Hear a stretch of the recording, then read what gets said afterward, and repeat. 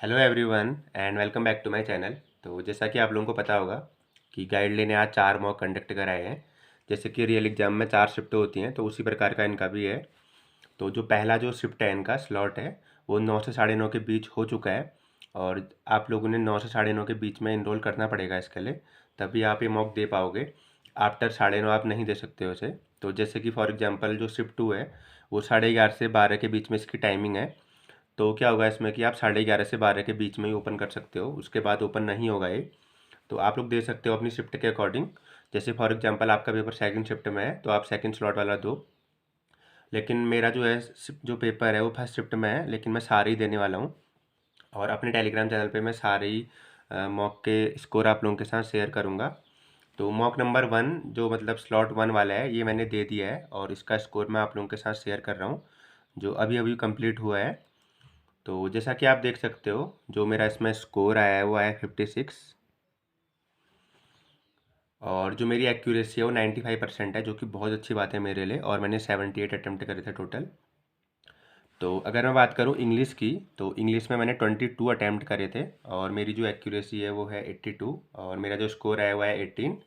और अगर मैं क्वांट की बात करूँ तो 29 मैंने स्कोर किया है और रीजनिंग में मैंने किया है 27।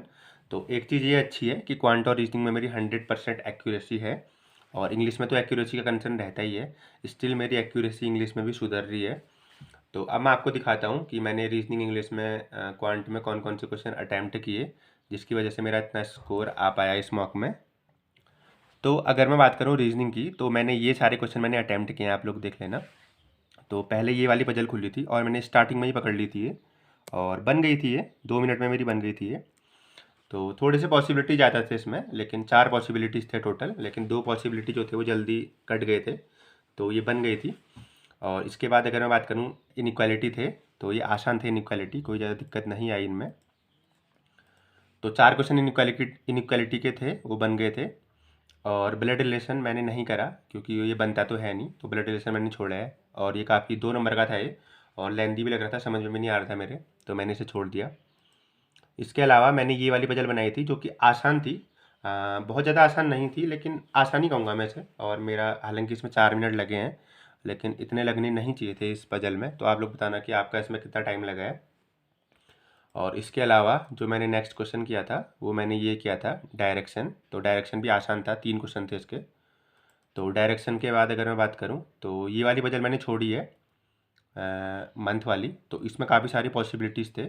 अब ये कहा था कि आई जो है वो इवन नंबर ऑफ डेज में है, तो बहुत सारी पॉसिबिलिटीज़ बन रहे थे, तो जिस कारण से मैंने छोड़ दिया। मैंने इसमें 52 सेकंड लगाए थे, स्टार्ट कर दिया था, लेकिन फिर मुझे लगा कि ये पजल मुझे फंसा सकती है, तो मैंने इसे छोड़ दिया। उसके बाद मैंने एक वाला किया था, तो ये भी बन गया था। इसके अलावा ये मैंने किए थे कुछ क्वेश्चन, और एक क्वेश्चन मैंने छोड़ा है अल्फा न्यूमेरिक सीरीज का, ये वाला काफ़ी लेंदी था ये। तो आप लोगों को भी ये क्वेश्चन छोड़ना चाहिए था, क्योंकि ये क्वेश्चन नहीं था करने वाला। हालांकि मैंने इसमें 57 सेकंड लगाने के बाद छोड़ा है। और इसके अलावा अगर मैं बात करूँ, तो ये सारे अल्फा न्यूमेरिक के क्वेश्चन थे, सारे हो गए थे। और एक ये वाली पजल थी, ये वाली पजल भी आसान थी, बहुत आसान थी, और मेरे ये 3 मिनट में बन गई थी। तो रीजनिंग में मेरे टोटल अटैम्प्ट हुए हैं 3 2 5 3 8, 27 मेरे अटैम्प्ट हुए हैं, और सारे के सारे मेरे सही हैं, तो ये अच्छी बात है। तो अगर मैं बात करूँ क्वांट की, तो क्वांट में आप लोग देख सकते हो कि मैंने कौन कौन से क्वेश्चन अटैम्प्ट किए हैं। तो अर्थमेटिक ही छोड़े हैं मैंने 5 क्वेश्चन, और सारे मैंने कर लिए थे। तो सबसे पहले ये वाली डीआई खुली थी, और आसान थी, ज़्यादा कैलकुलेटिव भी नहीं थी, तो 5 क्वेश्चन इसके थे।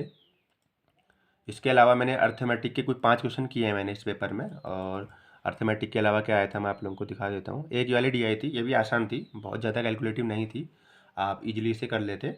एक बार आपको डेटा निकालना था जल्दी जल्दी बस, और अगर आपकी स्पीड अच्छी है तो आप इसे इजीली कर लोगे।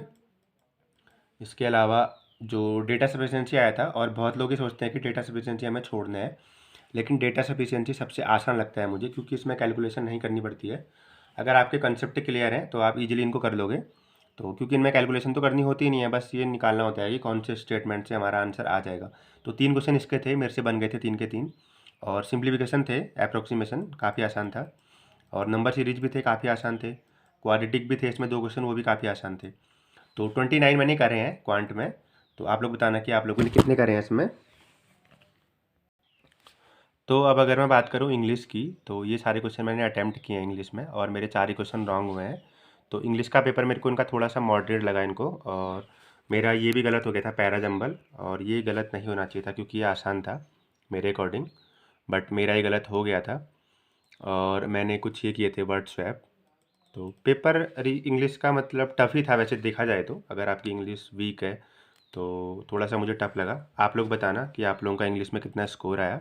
और आरसी इनका आसान था, आरसी में सिर्फ 3 पैरा थे इनके। जिसने आरसी नहीं करा होगा, जो लोग आरसी से डरते हैं तो उनके अटैम्प्ट कम हुए होंगे, और आरसी के सारे क्वेश्चन ईजी थे इनके।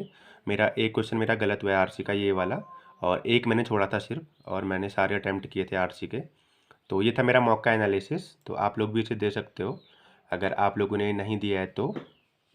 और नहीं, अब तो नहीं दे सकते क्योंकि इसका टाइमिंग ऑब्वियसली चले गया है। तो अगर आप लोग चाहते हो कि हम इससे आगे के मॉक देना चाहते हैं तो आप स्लॉट 2 वाला दे सकते हो, और 11:30 बजे आप ओपन कर लेना। 11:30 से 12 के बीच में आप टेस्ट को ओपन कर सकते हो, उसके बाद वो नहीं दिखेगा। और ये थर्ड फोर्थ, और मैं सारे ही देने वाला हूँ। तो इन सब का जो मैं स्कोर है वो मैं अपने टेलीग्राम चैनल पे फ़ोटो भेज दूंगा स्क्रीनशॉट लेके। तो आप लोग वहाँ से देख सकते हो मेरा स्कोर, और अपना स्कोर भी भेज सकते हो। मेरे टेलीग्राम चैनल का नाम है नितेश मेरा स्ट्रगल फॉर बैंक पीओ, और उसका लिंक मैं कमेंट में पिन भी कर दूंगा, तो आप लोग ज्वाइन कर सकते हो। अप्रॉक्सीमेटली वहाँ पे 600 सब्सक्राइबर मेरे हैं। तो जिनका भी पेपर परसों को है उन सभी लोगों को ऑल द बेस्ट मेरी तरफ से, और आज रात तक अपनी पढ़ाई कंप्लीट कर लो, कल पूरा रेस्ट लेना। तो ठीक है, फिर मिलते हैं नेक्स्ट वीडियो में। तब तक के लिए bye bye and take care.